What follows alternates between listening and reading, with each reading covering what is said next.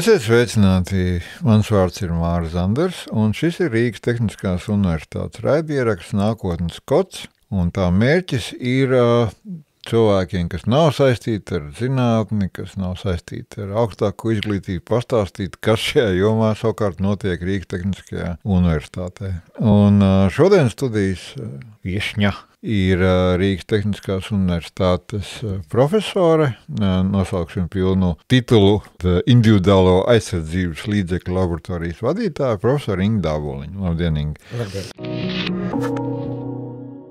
Man ir ierosinājums, lai jums vienoties par terminiem un jēdzieniem, kas ir individuāla aizsardzības līdzekļi. Šis ir mans mīļākais jautājums. Nē, jo vienam tas ir piparu gāzes baloniņš, citam aizsargmaska pret Covid.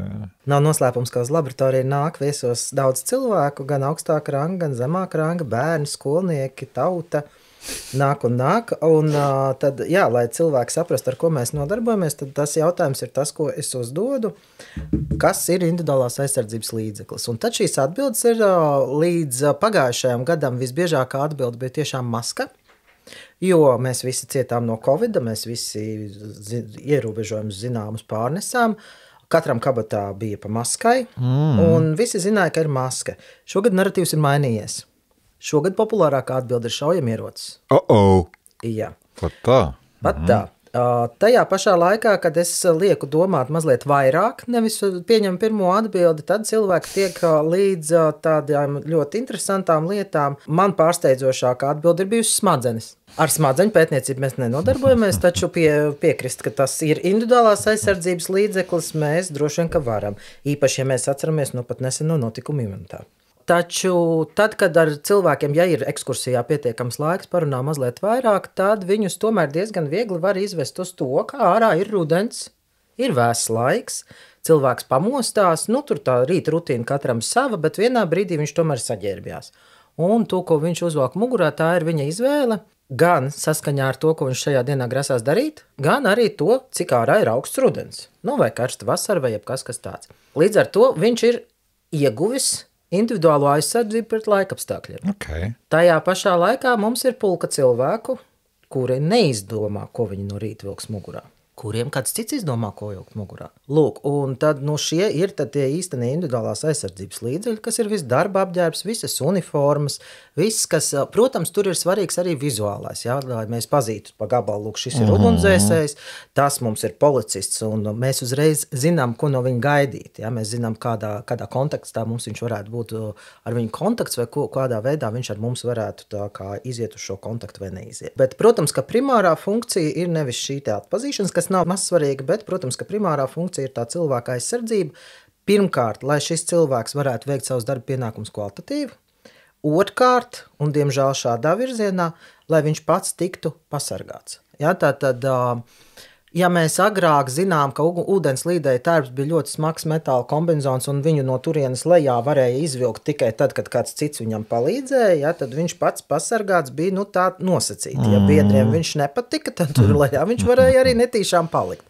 Jā, tad šobrīd jau tiek domāts lielā mērā par to, lai šim cilvēkam arī atvieglotu pašam dzīvi, jā, tad, lai viņš varētu pats izlīst laukā. Tāpat otrs labs piemērs ir ugunsdzēsēju aizsargķiveris. Agrāk visneaizsargātākā zona, respektīvi tā zona, kas ir starp ķiveri un pleciem, respektīvi kakls, jo tur, kur beidzās apģērbs un sākās ķiveri, tur paliek neaizsargāts. Pat, ja mēs tur uzliekam augsts apkaks un tā tālāk, tur paliek neaizsargāts. Agrāk šī zona tika nosegta ar metāla daļu. Ja. Šobrīd mēs jau esam tikuši līdz mīkstiem lokaniem risinājumiem. Kāpēc tas ir svarīgi? Tāpēc, ka tad, kad tur ir metāla daļa, tad cilvēks nevar pilnvērtīgi atliekt galvu. Un līdz ar to var rasties situācijas, ka viņš no objekta vienkārši netiek laukā, jo viņš nevar izlīst. Ja, un tādā veidā rodās izpratni par to, kas tad ir individuālās aizsardzības līdzeklis. Bet man ir jautājums, es tā ļoti plaši noformulēšu par kompromisu ar dažādiem vēlamajām īpašībām, jo man ir kaut kāds zināšanas par bruņām apmēram līdz 15. gadsimtam. Un tad mēs redzam vēsturē, ka, piemēram, nav nekad tā, ka ir ideālais variants. Partieši riktīgi mīcīja senos romiešus, tāpēc, ka viņiem bija vieglākas bruņas, Nu, bet tajā pašā laikā viņi arī bija vieglāk ievainojami. Ja tur kaut kā sakrita kauliņi, ka nāca virsū romieši, tad bija slikti. Un tā tas ir visu laiku nācis, kad nav tā, ka ir gan ērti, gan droši, gan viss labi. Ja? Kas ir tas, kur ir tas, nezinu, ja mēs taisītu tā kā tabulu vai grafiku, check, ja? Kas ir tie kompromisi un kā tas vispār notiekās, ka jūs skatāties, ir kaut kādi, mēs tojamies kaut kādam ideālam, kad ir gan ērti, gan droši, vai īstenībā vienmēr tā būs izšķiršanās? Es domāju, ka vienmēr būs spēle starp līdzsvaru viens pret otru. Materiāla tehnikas attīstība vienmēr mūžam pieminētā. Un tas galvenais, kas jāsaprot, arī mūsu izpratnes attīstība par to. Jo pirmkārt, ņemot vērā, ka pamatā mēs runājam par apģērbu, tad sabiedrībā joprojām nav zudis tās priekšstats, kad apģērbs. Manai omītei bija zingers, viņa mācēja šūt, apģērbs ir viegli. Apģērbs ir ārprātīgi sarežģīti. Tas ir ribīgākā tēma tūdaļ aiz medicīnas. Jo pirmkārt mēs strādājam ar cilvēku, jo mēs arī laboratorijā mēs mēram cilvēku tīri fiziski, mēs nomēram, cik viņš ir liels, antropometriski pārbaudam viņa statistiku, iekļaušanos statistikā, pēc tam salāgojamību ar pašu uniformu un tam līdzīgi. Cilvēki, kā zināms, ir dažādi, viņiem ir dažādas izjūtas, dažādi metabolismu līmeņi, vienam jau sals, citam vēl nesals, tam līdzīgi. Ja? Cilvēks ir visu lietu mērs, vienlaikus visnepateicīgākais, ar ko strādāt, tādēļ pieminēja medicīnu. Otrs, ja tam pašam cilvēkam spiedīs krēklu apkaklīti, viņš padarīs tieši neko. Arī ikdienā, arī jebkur, jā, līdz ar to, tāpēc tas ir pussolīti no medicīnas, ka ir jāsaprot, ka tie cilvēki, kuri neizvēlās, ko viņi valkās, ka viņiem tas piedāvātais neskrāpēs, neberzīs, nedurs un tam līdzīgi. Jūs pieminējāt šo medicīnas piemēru, un te ir tas jautājums, ka ir jēdziens personalizētā medicīna, kur vairāk un mazāk mēs saprotam, par ko ir runa. Ja? Apģērbu ziņā tu jau nevari katram piedzīt, tā, ka lai viņam būtu ērti. Jo tur ir runa par mērogošanu, un policistam ir, viņi ir daudz. Ja? Jā, viņi ir daudz, un principā tas, ko vajadzētu izdarīt, ir mums vajadzētu apzināt, respektīvi veikt, ja ne pilnu pārlasu, tad vismaz statistiski ticamu pārlasu un izmērīt arī mūsu policiju, lai mēs saprastu, kādā veidā mēs varam mērogot šīs izmēru sistēmas. Šobrīd mēs veicam šādu pētījumu armijas vajadzībām. Šodien, kā reiz nāku no cilvēku skenēšanas, pabeidzām mazliet pār 500 cilvēkiem no 2000, kas ir jānoskenē. Tas galīgi nav ne viegls, ne ātrs darbs, sapusēji, ne līdz galam patīkams, bet kopumā tas ir ļoti vērtīgs darbs, ja, lai šo te atbilstību, lai šo te statistiku veiktu un saprastu. Tajā pašā laikā, lai arī mēs esam ļoti dažādi, apģērbam pastāv tāds jēdziens kā virslaide, kas mums ir kustība ērtumam, neviens apģērbs nav mūsu tieši izklājums, un Dievs pasargā, ja tā būtu, it īpaši vīrieši visi ģērbjās plus mīnus vienādi. Ja, viņiem patīk bišķiņi uztaisīties pēc skapiem, mazliet kantēniem tādiem, un viņš jūtās uzreiz zoleidāk. Ja. Tas jau nav viņa tieši izklājums, viņi tur tā bišķiņi pietēlo, meitenes tēlo mazliet mazāk, bet arī grēko uz augšpalēgnamās. Velku uz to, ka šajā te statistikā ar šo virslaidi, ar šo te kustību ērtumu nodrošinošo, mēs varam sabērt vienā kastītē vairāk cilvēku, viņš vairs nav tik ļoti individuāls. Tajā pašā laikā vienmēr, protams, paliks tā saucamie izlecēji, kas statistikā neiekļaujās, viņš ir tik speciāls un tik individuāls, bet tas tiek nodrošināts tā saucamajā 10% individuālajā šūšanā. Ja viņš šajā amatā der un ir vajadzīgs speciālists, tad viņam tomēr tiek individuāli pagatavot uniformu. Pat tā, ja, tomēr. Ja. Bet, teiksim, šie jautājumi par tērpu, audumu un tādām, man ir tāda iekšējā sajūta, ka, ja runa par spēku struktūrām, tad tas tā kā ilgu laiku ir bijis mazliet novārtā, jo galvenais licējs viņam uzlika kaut kādu elektroniku, ja, tur tādu mērītāju un tādu, un tur kaut kāda videokamera un kas. Un gan rīz vai kā viņš jūtās no auduma viedokļa, kā ir tā ir, ja? Sajies vēl ir laba attieksme un tā visādi, ja. Tā ir bijis. Tiešām, ja? Zināmā mērā tā ir bijis. Protams, ka uniformu iepirkumi vienmēr ir bijuši, bet tas arī, protams, robežojas ar izpratni. Jo, kā jau teicu, joma ir ārkārtīgi sarežģīta, līdz ko viņā sāk iedziļināties, tad materiālu aprakstīt nemaz nav tik vienkārši. Mēs esam raduši domāt, ka materiāls ir vienkārši. Es saku, kokvilna, kas nāk prātā? Zeķes, piemēram, ļoti labs piemērs. Kokvilna ir tas mīkstais materiāls, kas mums vēlams ir veļā, Mēs labprāt viņā ģērbjam bēbīšus. Kokvilna ir tas jaukais materiāls, kurš ir uzkārstajos džemperos, kurš labi saglabā siltumu, palīdz mums justies komfortā. Kokvilna ir džinsu bikses. Kokvilna ir brezents. Jo tālāk es eju, jo kokvilna maina savu raksturu. Līdz ar to ir ļoti grūti aprakstīt, ļoti izsmeļoši, jo tā pati kokvilna šogad, kas mejies lietaina vasara, gluži kā vīns, kokvilna izauga viena veida, īsākām šķiedrām, raupjāka. Nākošais gada ir saule, kokvilnai viss ļoti patīk, kokvilna izdzer visu ūdeni, cik kameļiem neatstāja neko, bet toties šķiedra ir gara un mīksta. Un tieši tas pats vēl ir arī atkarīgs no reģiona. Tur mums labāks piemērs ir aitas. Mēs visi labi zinām, ka Latvijas aitā ir raupja vilna un visi skatāmies uz merīnu vilnu, jo tā taču mīkstāk un visiem patīk labāk. Ja? Līdz ar to, ja mēs specifikācijā ieliksim vienkārši materiālu nosaukumu, tas izteiks tieši neko. Mēs iegūsim ļoti variējušus materiālus. Plusā vēl, un tas ir tas, kāpēc šī joma tiek pamesta novārtā, jo, ko es nezinu, tur es neeju. Un pat pirms pāris gadiem man kolēģe Eva aizstāvēja disertāciju, kurā viņa izstrādāja metodi, kā šo te novērtējumu veikt. Un viens no galvenajiem secinājumiem bija, ka visās šajās spēku struktūrās ir jāiesaista gan speciālisti, gan eksperti, gan tādas laboratorijas kā mūsējā, lai šo novērtējumu varētu veikt labāk. Plusā vēl izmaiņas ir saistītas ar to, ka ne tikai ir jāprot novērtēt, mainās jau izpratne par materiālu. Ja mums vienu brīdi bija ļoti populāra mikrošķiedra, ko tik mēs netaisījām no mikrošķiedras, pat dvielīšus, skrekliņus, sporta apģērbs un tam līdzīgi. Jo šķitās, ka viņa tāda laba, viņa mīksta, viņa tur tāda teksturēta, labi uzņem mitrumu un tam līdzīgi. Kas zināmā mērā tā arī ir, bet tad, ja mēs to, piemēram, to pašu dvielu paņemam rokās, viņš tā kā drusku pieķer pie pirkstiem, viņš ienadza paķer līdzi un tā visādi, kādam vēl izsit alerģija, tad vēl poliesteram ir tāda nejauka mode, ka viņš ar laiku sāk smirdēt, jo viņš ieslēdz sevī baktērijas un nelaiž viņas laukā un tam līdzīgi.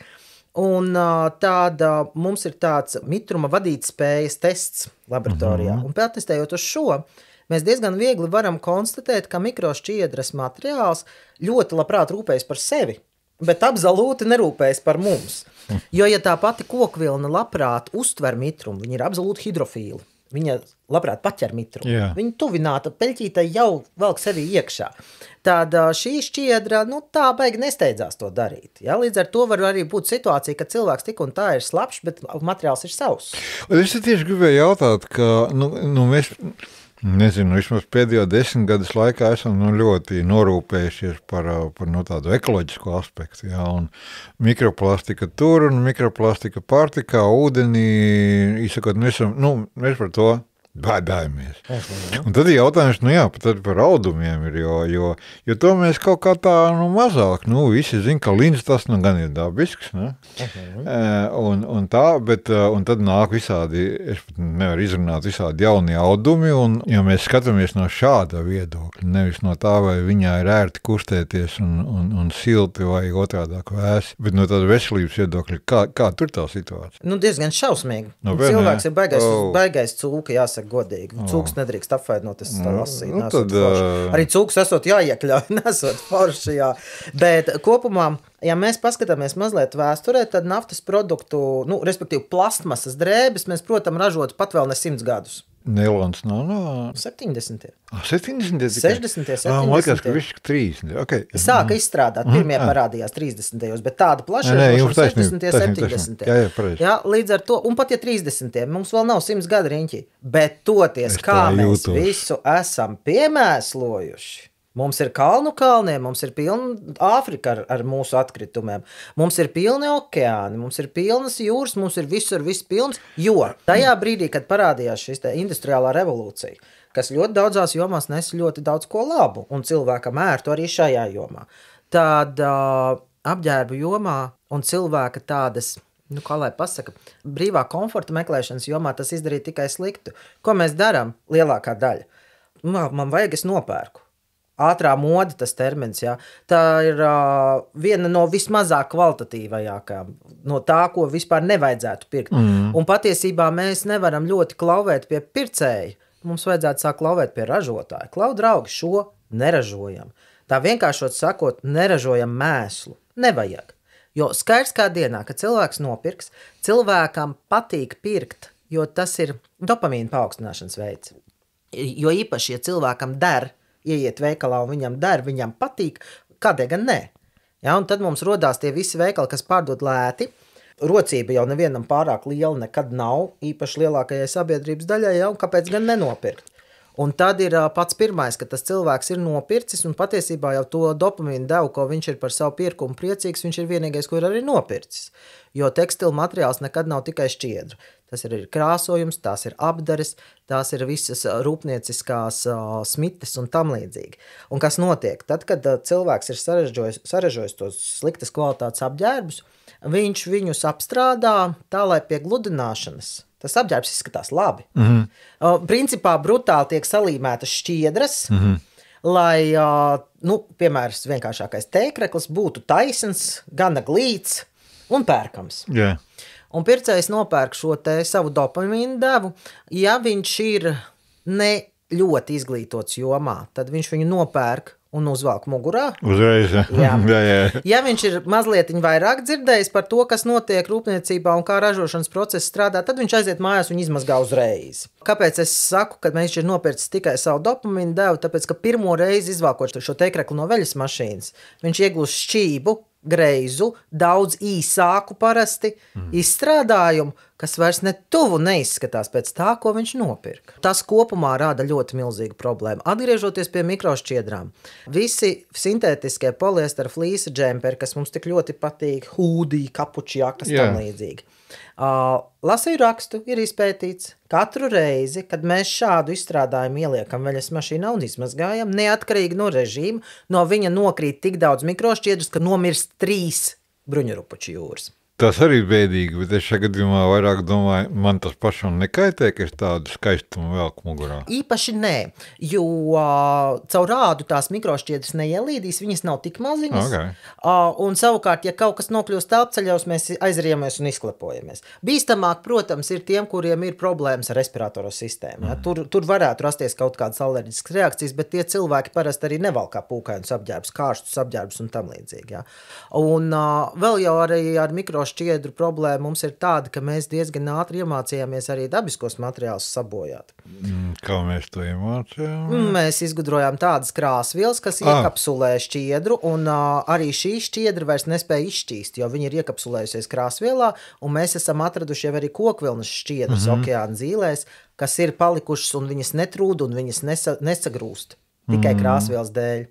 Bet vēl runājot par audumiem, tas, ko jūs redzat, praksē kā audums vai par ko jūs lasāt, liekas, ka ir kaut kāda, ierobežota paleti, ar ko var spēlēties. Lins, kokvilna, nezinu, tur zīts, kaut kādā. Un tad laiku pa laikam, parādās kaut kādas ziņas, ka tur, jauni materiāli, tādi, kur cilvēks iet un pats ražo mazliet elektrību, jo viņam tāds materiāls ir mugurā, ja? Vai, teiksim, kaut kāds materiāls, kas katra puikas sapnis būtu neredzamajam cilvēkam. Ja?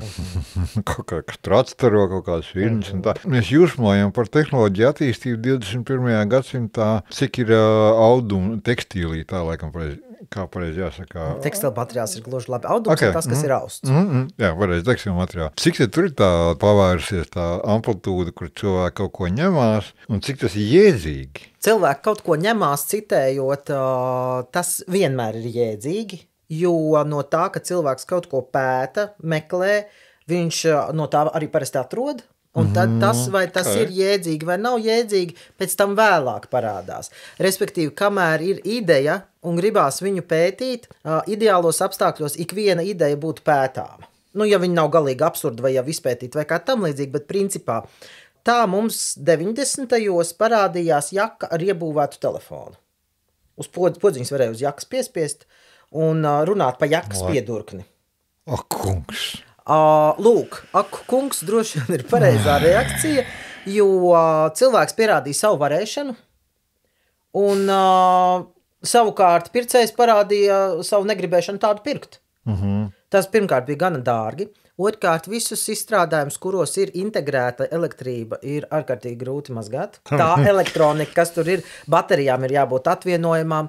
Tekstilu materiālam tā vai citādi ir tāda īpašība kā kustīgums, elastīgums un tam līdzīgi, kas nav raksturīgs elektrības vadošajām lietām. Jā. Tad cilvēks domā par elektrovadošajiem diegiem, kuri diezgan ātri oksidējās un vairs negrib vadīt elektrību un tam līdzīgi. Un tā šīs izstrādnes nav īsti iegājušās tādā vajadzības izteiksmē. Tajā pašā laikā pamatošu to, kāpēc es teicu, ka tas tomēr ir jāpēta. Kolēģi Francijā ir izdomājuši palagu, kurš nakts enurēzes laikā zēniem, kurus pārsvarā gadījumos tas ir vīrišķais dzimums, kuru šī problēma nomoka, viņus pamodina. Pirms ar kaut kādu impulsu, ko dod palags. Kā palags zina, ka tūdaļ notiks šī nejaukā noplūde? Tā, ka izrādās sadarbībā ar mediķiem ir pierādīts, ka attiecīgi cirkšņos paaugstinās temperatūra pirms šīs noplūdes, plusā rodās neliels stress gūžās un cilvēks savelkās. Un šis ir tas signāls, kas liek pamodināt guļošo zēnu un saka viņam, draugs mīļais, aizej uz tualeti, tu foršāk jutīsies. Un šis ir tas izstrādājums, kas jau pat tiek pārdots.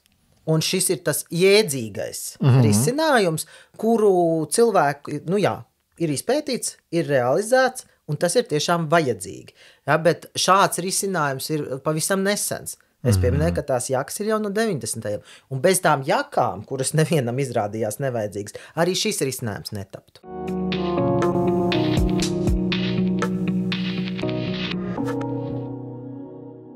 Bet es zinu, ka materiāla zinātnē, un te jautājums, vai tekstilu materiāli arī šeit iekļaujās, ka bieži vien cilvēki, vai pētnieki meklē iedvesmu vai kaut kādu ideju dabas pasaulē. Un es domāju, kā ir ar tekstilu materiāliem, jo teiksim, būvmateriāliem, viņi tur skatās, kā, nezinu, es tagad alējos tur kokam un slāņi veidojās un tā. Kā ir no tekstilu materiāla, ko mēs varam pamācīties, es nezinu. Jā, visu ko. Mēs jau arī mācāmies un esam iemācījušies, piemēram, īpaši mums patīk visādas dabas špikojumus likt sportā. Ja man ļautu brīvu vaļu izdot likumus sportā, tad es teiktu, ka vienīgais sporta veids, kas ir dodams uz sacensībām, vispārējo, lai hobiju līmenī dara visu, ko grib, bet vienīgais sporta veids, kurš ir vērts sacensībām, ir senā Grieķija Roma, skrienam pliki. Un tikai skrienam un tikai pliki. Jo viss pārējais ir zinātnes un tehnikas sacensība. Pielic. Jo viss pārējais ir zinātnes un tehnikas sacensība un tikai.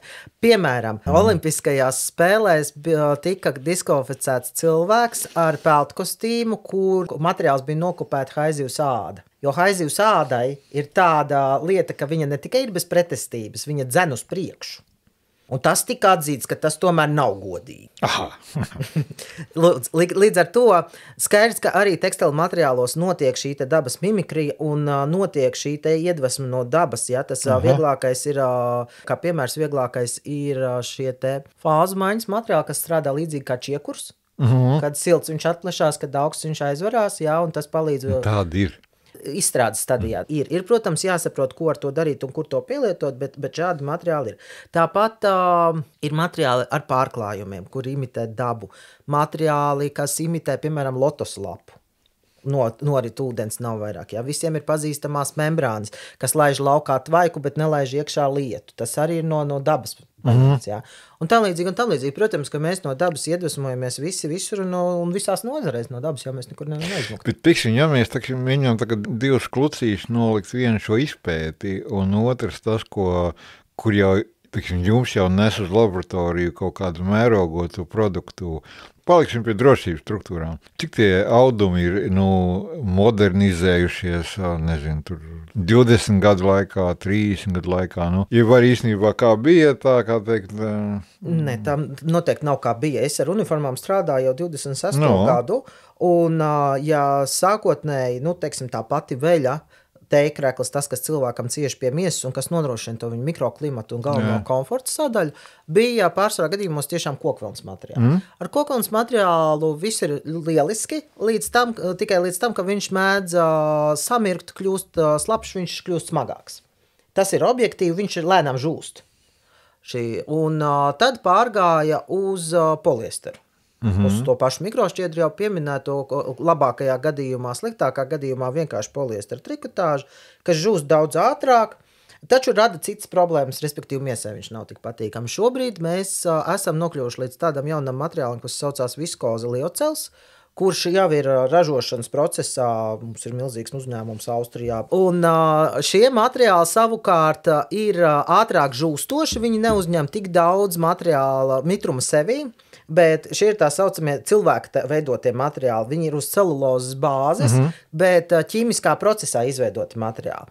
Un līdz ar to viņi sevī apvieno tās labās īpašības, gan tas, kas ir celulozē, gan tas, kas ir cilvēku veidotais šķiedrā. Ja? Mēs varam modelēt šķiedras šķērsgriezumu, veidu un tam līdzīgi, ja? Respektīvi mēs varam ap to spēlēties. Tajā pašā laikā, jau visas Eiropas regulas, paldies viņām, šajā aspektā ir panākušas to, ka šis ražošanas process ir apritīgs tagad moderni teikt, ja, ka to ķīmiju attīra un laiž otrā apritē, ja, līdz ar to viņš neietekmē vidi tādā mērā, kā tas bija kādreiz. Un šī celulozes bāze var būt dažāda. Cilvēkiem tautā ļoti patīk lepoties, man ir bambusa dvielas. Ja tāda reklāma ir, man ir bambusa dvielas, bieži vien pat ir pierakstīts bambusa šķiedra. Ļoti iespējams, ka no šīs zāles tur nav ne smakas, jo to pārbaudīt nav iespējams. Respektīvi, viskozes gala šķiedrā, kas ir parasti tradicionālā gala šķiedra, ir viskoze, vai liocels atkarīgs no ķīmiskā procesa. Nav iespējams noteikt, kas ir celulozes izcelsme. Ja, līdz ar to, ka viņam kāds ir pārdevis, ka lūk, šī ir bambusa šķiedra, bambusa šķiedru kā tādu šādi neviens nelieto. Tas vienmēr būs šis ķīmiskais process, kas ir absolūti labs process, un lai jau, ja kāds pērk tādai labu materiālu, ka to nosauc par bambusu, uz priekšu.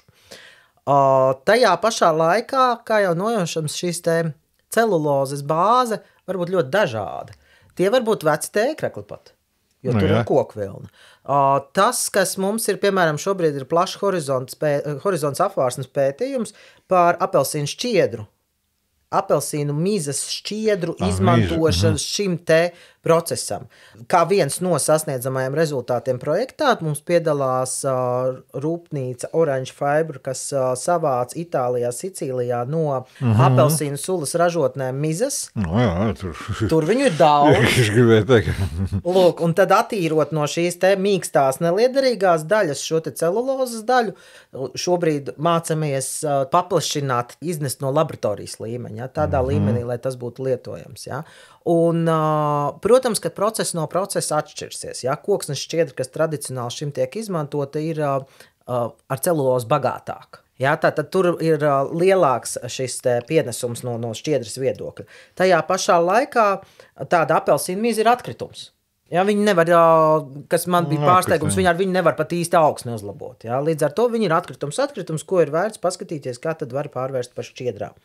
Lūk, tā kā materiāli attīstās un tā mūsu iesaiste ir tā, ka mēs saņemsim jau materiālus prototipu testēšanai, tostarp arī sporta apģērbu testēšanai, un tad to var vēlāk integrēt. Kas ir, ko nozīmē testēšana? Nopietni, es izklausot jautājums naivi, bet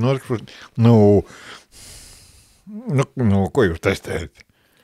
Tā arī testējam, kā jau iesākām sarunu, kad viss mūsu process sastāv no tādām nosacīt 2 daļām, tas ir cilvēks, un viņa sajūta materiālā, respektīvi arī materiāla īpašības. Ja?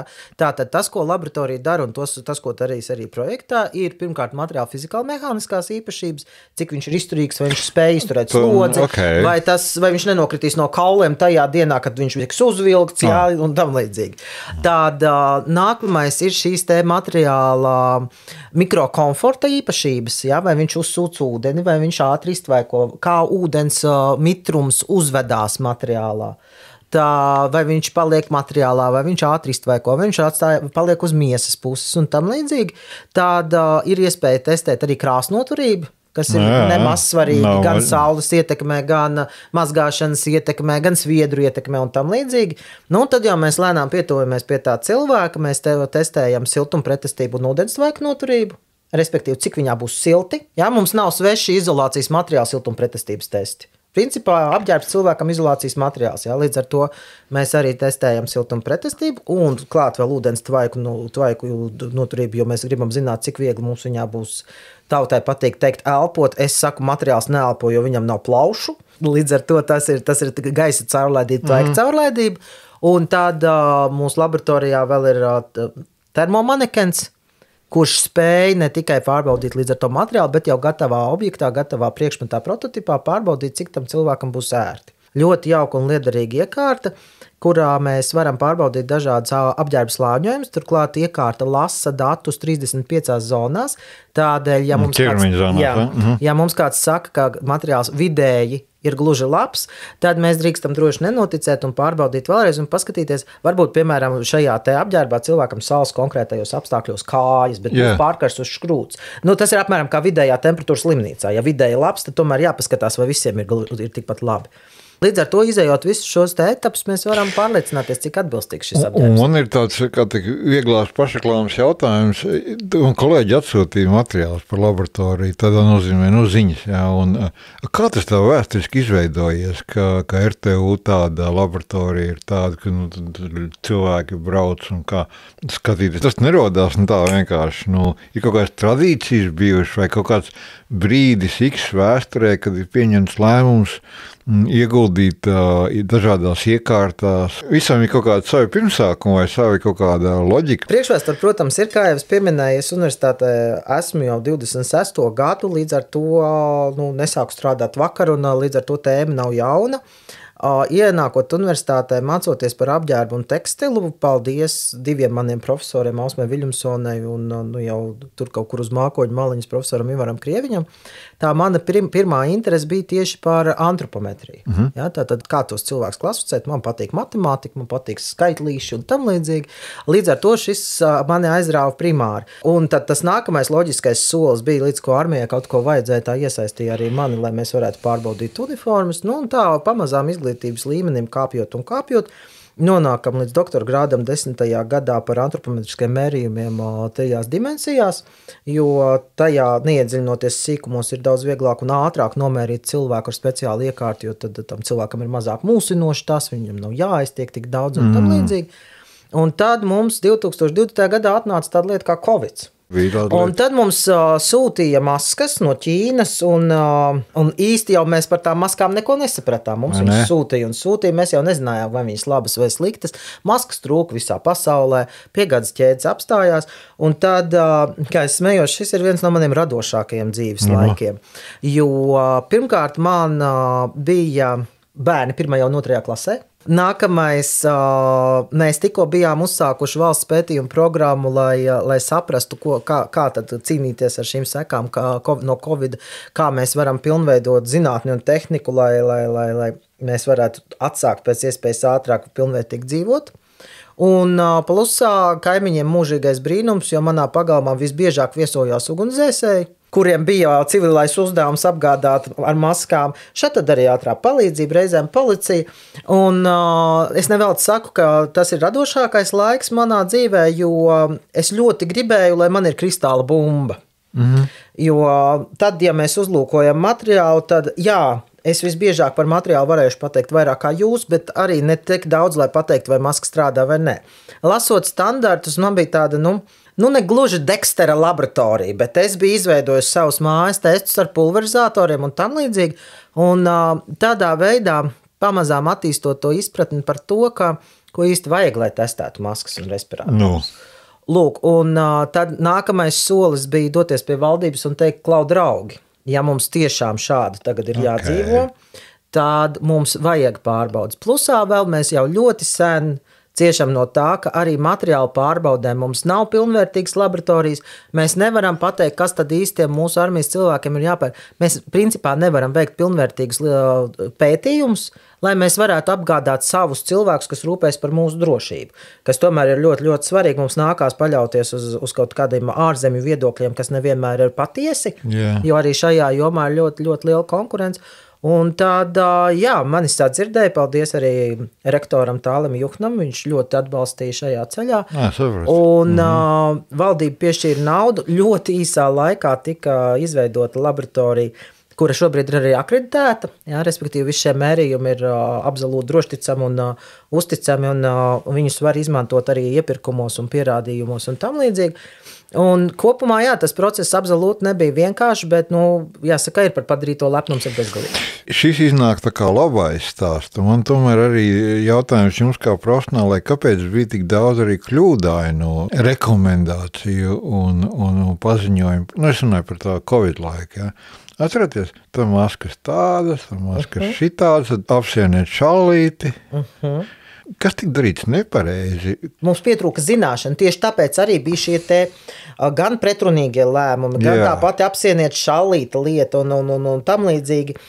Šallīta nestrādā pret vīrusiem. Tā kā vīrus jau nav baigais jaunums. Nē, es domāju, kāpēc? Tādā mērā vīrus tomēr ir jaunums. Mums nav pārsteigumu par to, ka ārsts lieto masku ikdienas situācijā. Mums vairāk ir pārsteigums par to, ka tā medicīniskā maska nav individuālās aizsardzības līdzeklis. Kas viņi ir? Viņi ir kolektīvās aizsardzības līdzeklis. Tādēļ plašsaziņā tajā brīdī, kad mēs sapratām, ka jālieto maskas, tika skaidri un gaiši teikts, draugi mīļie, maskas ir jālieto visiem. Jo kāpēc ārsts lieto masku? Ir tāpēc, lai pasargātu pacientu, viņa vaļējo brūci, viņa elpceļus no sevis. Ja? Respektīvi, mēs ar maskas lietošanu pasargājam apkārtējos no sevis. Un šī izpratne jau nebija tāda ļoti dzīva sabiedrībā. Ja? Un arī tāpat par pārējiem materiāliem. Piemēram, vai šobrīd, kad mēs esam izcietuši pandēmiju, visi zina funkciju, kā maska pasargā no vīrusa? Domāju, ka nē, jo tā nav tikai fizikālā barjera. Jā, viņi ir 3 slāņu, jā, tur ir tāda un šitāda lieluma spraugas starp materiāli, es tā gaužu vienkāršoti, bet tur ir arī iekšienē elektriskais spriegums. Tas materiāls ir radīts tā, ka viņš pievelk, viņš piesaista. Tā vienkāršot sakot, kā pie balona statiskā elektrība piesaista matus, tāpat maska piesaista šos te mikrobus. Nē, jūs tā kā izskaidrojat, jo man jautājums bija, kā gudri cilvēki visā pasaulē tomēr tik daudz kļūdījās, jo vīrus nav nekas jauns, maska nav nekas jauns, un tagad skatījās uz to pretrunīgajām rekomendācijām, likās, pagaid, jūs tiekiet skaidrībā, lūdzu, kaut kā.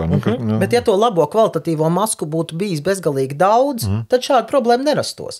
Problēma jau radās ar to, ka mums pārtrūka piegādes ķēdes un vajadzēja domāt kaut ko lokāli. Arī taisnība. Mēs sākām runāt par jauniem materiāliem un mēs netikām līdz vienam, kuru es joprojām nespēju.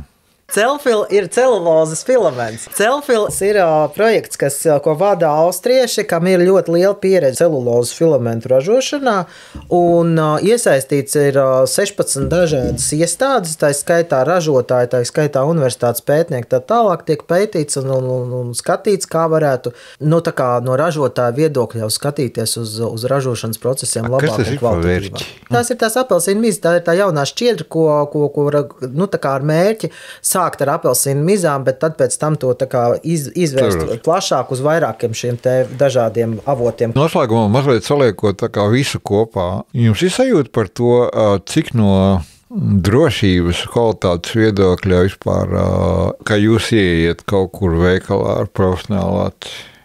Pirmkārt, mums ieeju veikalā ir liela atkāpe no visām uniformām, darba apģērba un spēka struktūrām, kā mēs to pieņemam. Labi. Ieeju veikalā ir mums jāsaprot viena lieta. Mums tirgo atlikumus.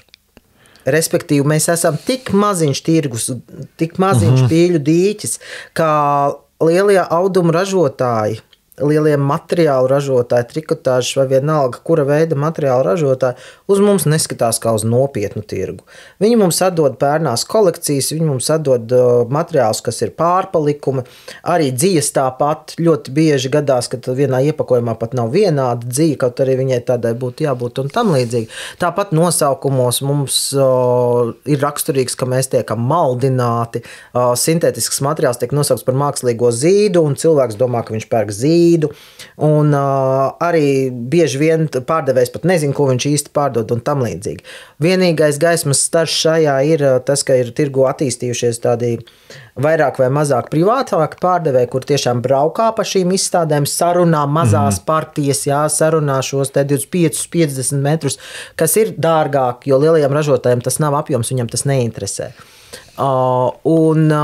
Tad tur var dabūt šos kontrolētākos un labākos materiālus, bet kopumā tāds vienkārša veikala tirgus ir diezgan skumjš.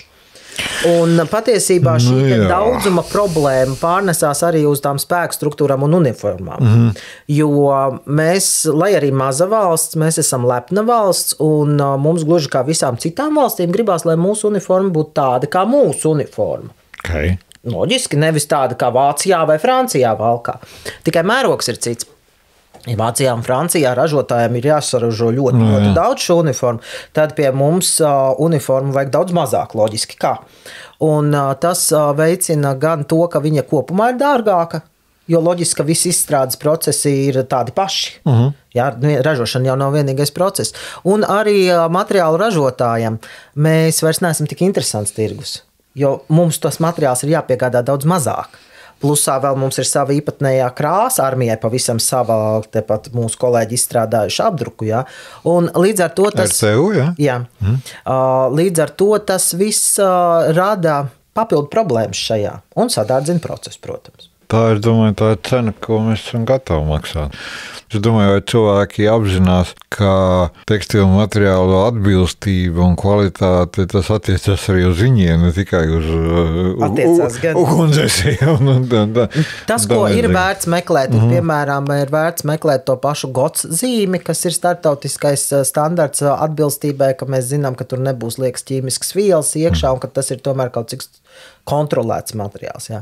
Bet tas nebūs stāsts par visiem ātrās modes veikaliem un lētiem apģērbiem. Un vēl trakāks ir iepirkšanās vietas kā Temu, Sinsei un tam līdzīgi, jo tur viss nāk nekontrolēts pavisam. Saucat dažādus man nezināmus nosaukumus. Man nākās viņus zināt. Tad tieši tā, es gribēju teikt, jums nākās. Jā. Nu labi, tāpēc, ka jums darbs tāds. Darbiņš jāmīl. Jā, un darbiņš jāmīl. Tāpēc es noslēgumā atgādināšu, ka sarunas dalībniece viešņa bija Rīgas Tehniskās Universitātes individuālo aizsardzības līdzekļu laboratorijas vadītāja profesora Inga Dāboliņa, kurai patīk viņas darbs. Jā.